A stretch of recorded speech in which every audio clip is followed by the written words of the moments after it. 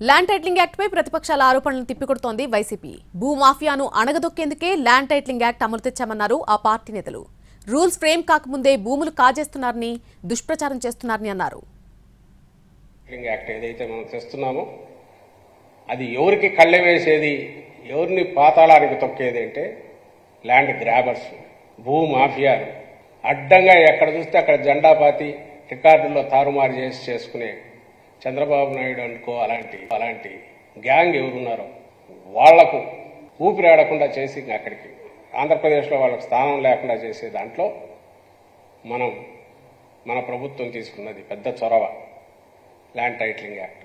లేని లెక్కలు లేని వ్యక్తుల్ని పాత్రలుగా సృష్టించి ల్యాండ్ టైటిలింగ్ యాక్ట్లో లేని వ్యక్తుల్ని పాత్రలుగా సృష్టించి కథనాలు అల్లుతున్నారు. ఆ వ్యక్తులు ఎక్కడున్నారో ఎవరికి తెలియదు. కల్పిత పాత్రలతో ప్రజల్ని భయపెట్టాలని కల్పిత పాత్రల్ని సృష్టించి చూపించి ప్రజల్ని భయపెట్టాలనేటువంటి ఒక ప్రయత్నం చేస్తున్నారు. తన సామాజిక వర్గ ప్రయోజనాలను కాపాడేందుకే ఈ యొక్క చంద్రబాబు నాయుడు ఈ యొక్క వివాదాన్ని లేవనెత్తుతున్నాడు.